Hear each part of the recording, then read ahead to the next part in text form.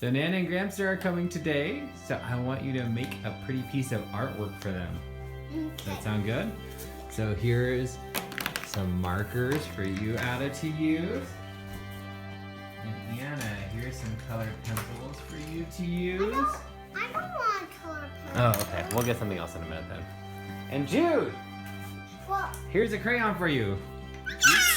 Here, you can use this. All right. We're going to continue to talk about stewardship today, and we're going to look at a parable, a story that Jesus told that makes a point about what our attitude should be towards the gifts and talents that God has given us and how we should hold on to those things. Now, some of you may be thinking, wait, we already talked about stewarding our time, we talked about stewarding our talents, and we talked last week about stewarding our money or our treasure. Time, talent, treasure. Those are usually the three categories we think of with stewardship. Well, that is. And this week I want to use this time actually more as a recap of the things we've talked about and kind of a catch-up and update time. And so in your connection groups, I actually want you to be ready to talk about what have you changed in light of what we've talked about previous weeks, and where are you at with this whole stewardship concept. But to pave the way for that conversation, let's look at Jesus' own words that he told in Matthew chapter 25, starting in verse 14. Now Jesus is teaching about his second coming when he returns, and he says, again, that coming, or when I return, will be like a man going on a journey, who called his servants and entrusted his wealth to them. To one he gave 5 bags of gold, to another 2 bags, and to another 1 bag, each according to his ability. Now, when it says 5 bags of gold, technically in Greek it's talking about talents. He gave them 1 5 talents, 1 2 talents, 1 talent. And here's the first important thing to note in this story is the crazy amount of wealth that this master entrusted to his servants. 1 talent in the ancient world was roughly equivalent to 20 years' wages for a laborer. So if you do the math on that, it's something like millions of dollars in our day and age, just 1 talent. And to one of these servants he gives 5 talents, 1 to 2, and 1. Now, this also helps us realize that sometimes we get in the comparison game, like, oh, I wish I had these other gifts and abilities and things like that. But the truth is, number one, there are no talent people. There are no servants that the master says, you don't get anything because you're not responsible enough. Everyone gets something. And even the person who gets only 1 talent, remember how crazy huge a talent is. It's 20 years' wages for a laborer. That is a huge amount of wealth that the master has entrusted to the servant who even gets the least. And I think one of the things that Jesus is teaching us and trying to help us understand is that whatever time, talents, treasures God has entrusted with, it is of immense wealth and value. And so there's no point in comparing what you've been given to what other people have been given. The point is, each of us have been given an unbelievable amount. And so what will you do with that unbelievable amount? Then the man went on a journey.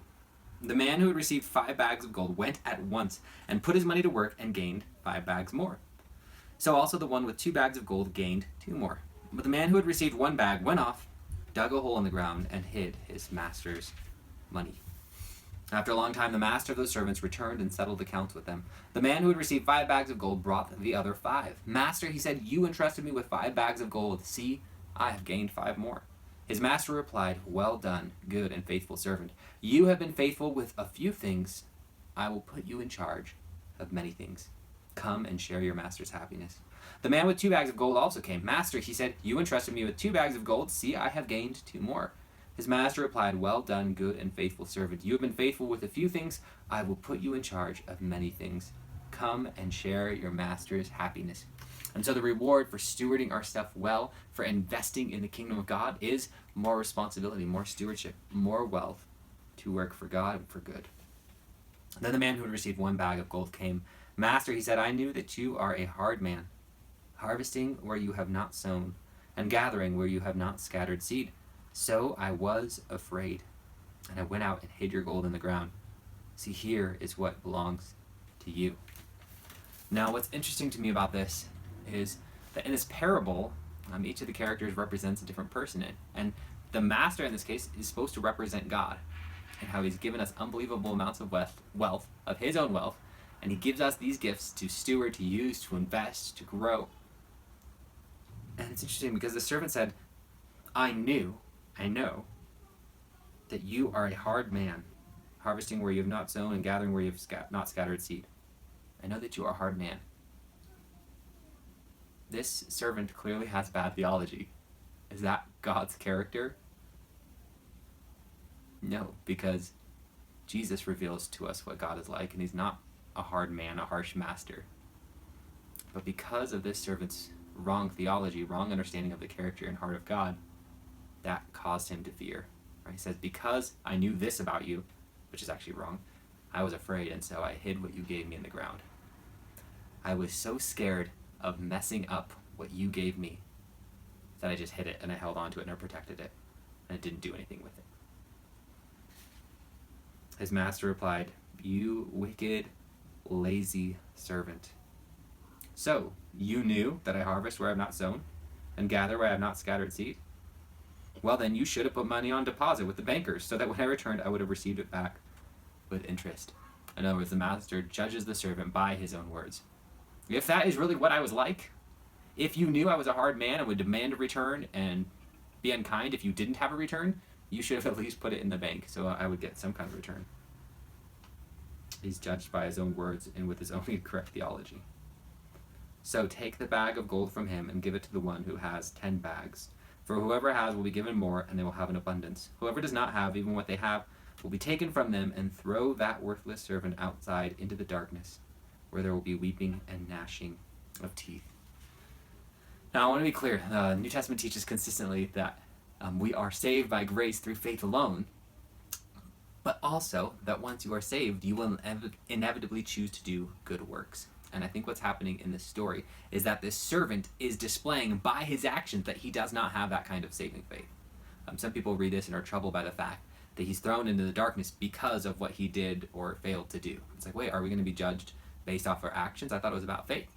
It is about faith, but as James explains very clearly, faith is demonstrated in actions. Right? And so this person's actions demonstrates that they actually have no faith.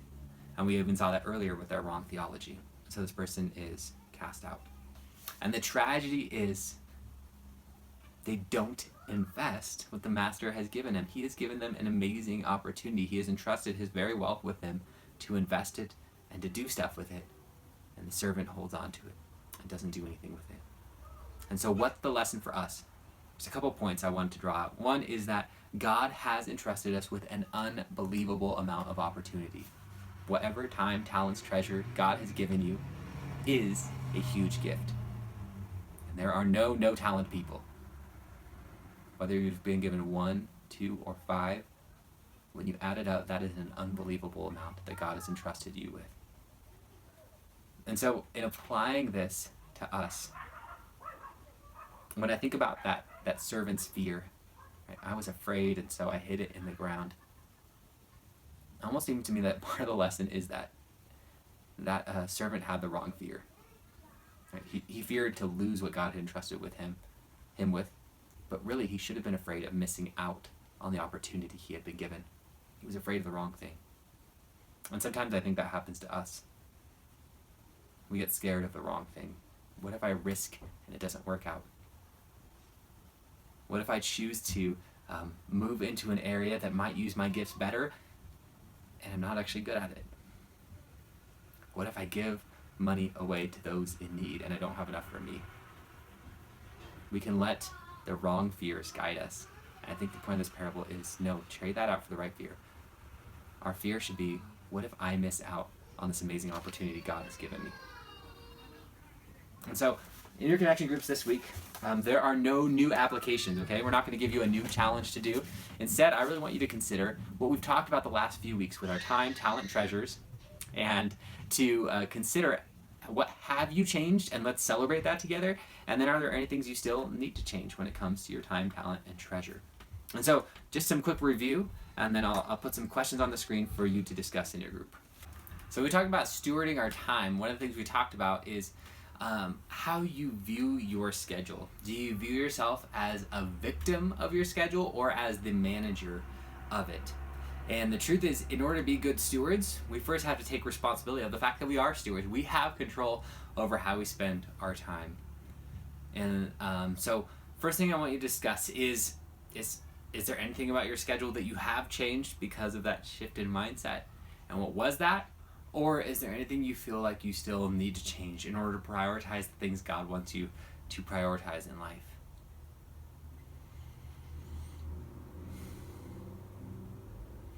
Next, we talk about stewarding our talents, and I shared with you my really bad high school band just for fun. But it was a way to talk about this idea of discovery phase versus narrowing phase. And so we all talked in our connection groups about which phase you're in. Are you in the discovery stage where you're trying to figure out what your gifts and talents are? Or are you in the narrowing stage where you have figured that out, but now you're trying to focus only on that thing? And then what have you done to move forward with that? So if in the discovery stage, is there something you tried out that's new in order to learn more about yourself and your wiring? If you're in the narrowing stage, is there something you've worked to cut out of your life? Or is there something you still need to do to work towards that?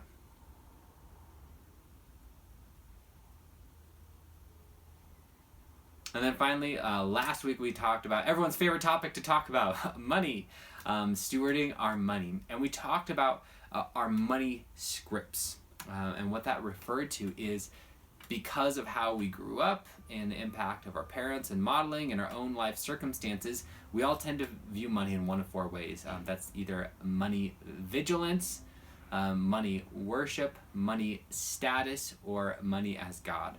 And so we talked about what we need to do to move forward as far as maybe loosening the grip or changing our attitude about money. And so what did you do? How did that go? Or is there something you still need to do to finish up on that?